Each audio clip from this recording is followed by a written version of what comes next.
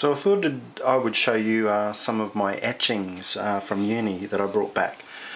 These were actually created in 2004, and how they came about was I befriended my painting and drawing lecturer, and we would hang out on weekends, and it was him, me and another lady who was to be my watercolour teacher. We went to this huge big park, and in this park they had all these palms, all different types of palm trees. So we used to go there every Saturday, take like a latte and something to eat, and we'd sit there and we'd just draw for a few hours and just, you know, talk shit really about school and stuff like that. Anyway, this was my first attempt at etching, because I'd never ever done it before, and my lecturer James decided he would like to teach me how to do it properly. So that was an original drawing. I mean, this one isn't so good. It's actually not finished, this composition. I still have the plate, but yeah, I don't know when I'm going to get it finished. So that's that one. This one is another one which is finished. I actually quite liked the composition. I think it turned out quite nice. And it's called Palms, and it's the artist's proof. So I want to get that framed. And I'm not sure I'll ever do stuff like this again, but it's just nice to have. This one is my favourite. This is called Palm Garden, this one. Oh no, this is not my favourite. Alright. The next one's my favourite. But that's that one. This is my favourite. Hanging Vines. I think this one turned out really nice. I like the different areas of it, and the mark making, and the different lines and the different movement. So I'm really happy with that one. Now this was a photographic screen print that I created in printmaking, and this is a limited edition of 7. I've only got 1, 2, 3, 4, 5. I've only got 5 left of this edition. Number 1 I sold, and they're all slightly different, obviously being an edition. They're not all exact reproductions. I think this one isn't a good example because the face didn't come out too good. It's called Superman Within. This one's probably a better example because you can see the face a lot clearer. And that's me when I was a bit younger. And it was created using several different images that I've overlaid, obviously, and created a screen print from them.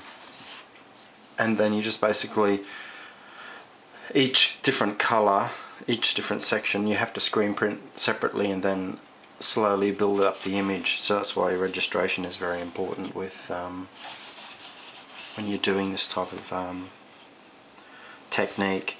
And I sort of want to combine a bit of pop art into it, and I guess that's from the circles and stuff, without being it too pop art. There was a lot of students doing really pop arty, like Andy Warhol type images, but I was sort of wanting to go and do a different track. I thought it would be more interesting to do my own things. So that's that, and there's, yeah, 5 of those I think I said. 1, 2, 3, 4, 5. Yeah.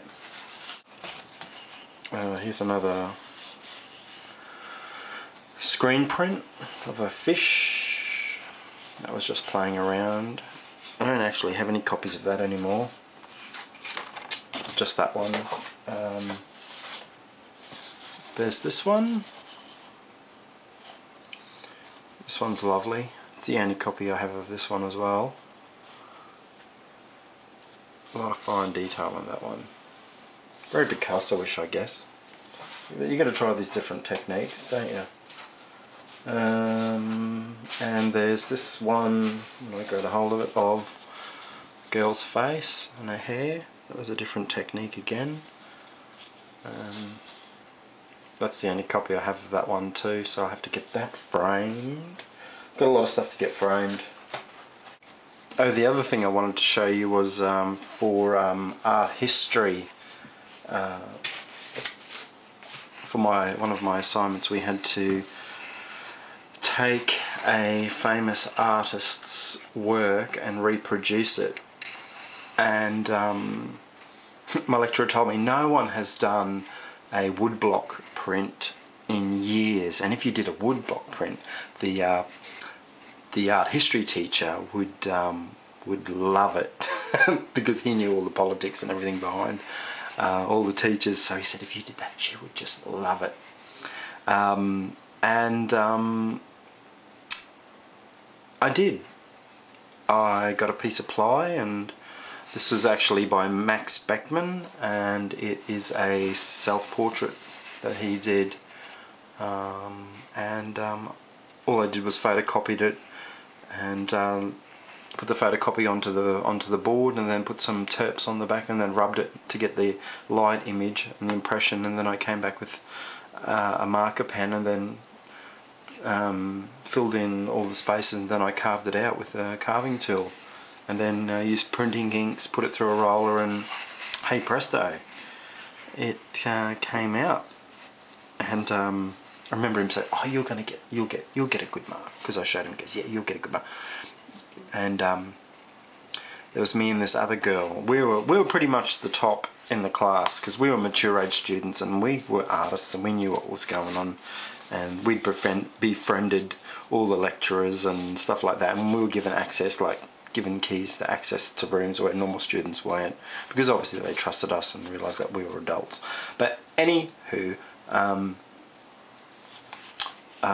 yeah, I remember me and her always in competition, and she created this huge big mobile by oh, I can't even think of the artist. He does all these huge he's famous for doing mobiles. Was it Mueller or something like that? Anyway, I have to look it up.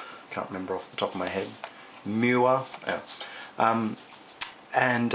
She created this fantastic huge mobile, and I remember handing my work, because she wouldn't tell me what she was doing, and I remember handing in my print here and with all the information, and she turned up with this bloody huge mobile that was like, I don't know, 2 or 3 meters big, and it was so complicated, and she was coming in and she was like, "Oh my god, I can't set it up right," and it wasn't movement. She set it up and it looked bloody fantastic, and I was thinking, you bitch. In the nicest possible way, of course. Anyway, she got a HD for the assignment. No, HD plus, yes. She got a HD plus for it, and I got a HD for my print. So she just beat me, but I can guess I've got to give her the victory there. But it was always this competition. Anyway, I'm raving on. Alright, so that's that. Thought I'd just give you a quick taste. Anyway, talk to you soon. Later.